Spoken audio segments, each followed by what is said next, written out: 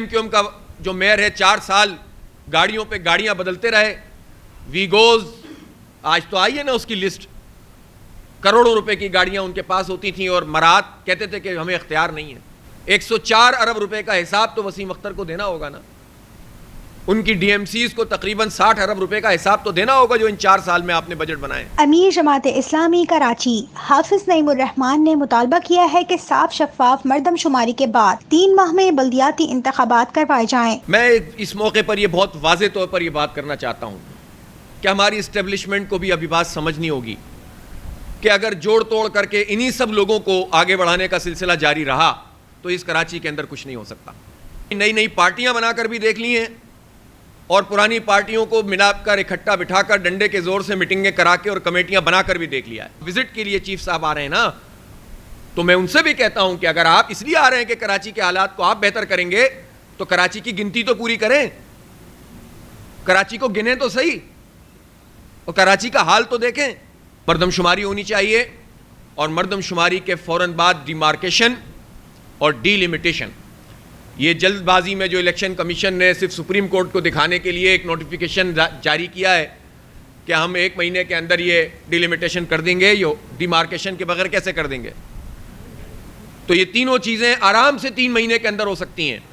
اور پھر آزاد free and fair election, بلدیاتی الیکشن, اور اس الیکشن سے پہلے جو سندھ لوکل باڈیز ایکٹ ہے اس ایکٹ کے اندر تبدیلی کی جائے, اس کو منسوخ کیا جائے. یہ ایکٹ فراڈ ایکٹ ہے.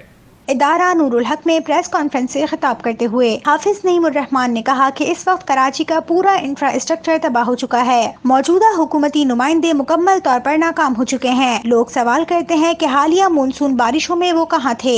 چین آف کمانڈ ایک ہونی چاہیے کراچی میں, کوئی بھی ادارہ ہو, اور سب کو پھر وہ نیچے بھی جواب دے ہو اور اوپر بھی جواب دے ہو. ہم نہیں کہتے کہ کوئی آزاد ریاست بن جائے, ہم اسی پاکستان کے فریم ورک میں رہ رہے ہیں, یہی ہمارا صوبہ سندھ ہے, لیکن ہم یہ چاہتے ہیں کہ با اختیار شہری حکومت ہو.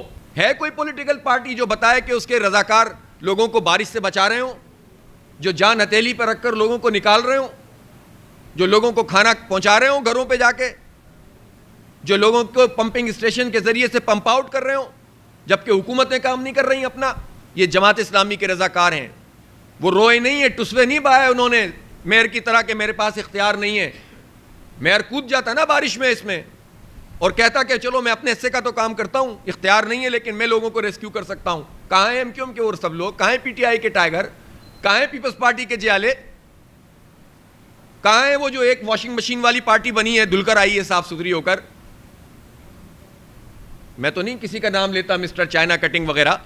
وفاق نے کراچی کے ترقیاتی بجٹ میں اتنے پیسے بھی نہیں دیے جتنے کہ الیکٹرک سے کمائے ہیں. یہ لوگ جو پیپلز پارٹی ہو یا ایم کیو ایم ہو یا پی ٹی آئی ہو, تینوں سطح کی حکومتوں میں شامل لوگ, ناکام لوگ, اور ان ناکام لوگوں پر مشتمل اگر ایک اور کمیٹی بنا دی گئی ہے تو 0 جمع 0 جمع 0 0 ہی رہے گا.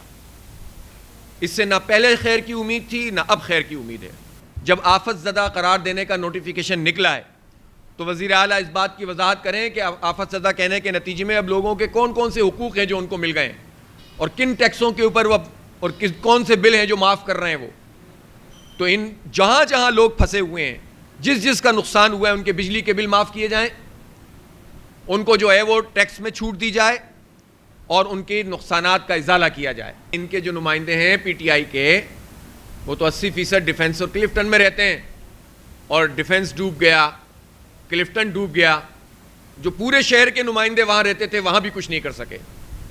صدر وہاں ہیں, وہاں سے جیتے تھے, گورنر وہاں سے جیتے تھے, اسی طرح سے جو ہے وہ ان کے 2 بڑے وزراء وہیں رہتے ہیں, اور حال یہ ہے کہ ٹائٹائیں فش. جب سپریم کورٹ میں شکنجہ ان کا کسنا شروع کیا ہے اور نیپرا نے پہلی مرتبہ جینوئن رپورٹس دینا شروع کی ہیں, تو اب کچھ لوگ ایسے ہیں جو حکومتی سائے میں پروان چڑھنے والے لوگ ہیں. ان میں سے چند انڈسٹریلسٹ کو بھی انہوں نے اپنے ہمنوا بنا لیا ہے, شاید انہیں ذاتی مراد دی ہیں, اور کچھ اور لوگوں کو اپنی ہمنوا بنا کے اب وہ سپریم کورٹ میں پٹیشن فائل کرنا چاہتے ہیں.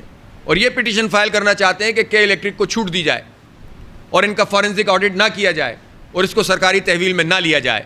ہم ایسی کسی سازش کو کامیاب نہیں ہونے دیں گے، چاہے کوئی بھی بڑا فن خان آ کر اس کام کو کرنے کی کوشش کرے۔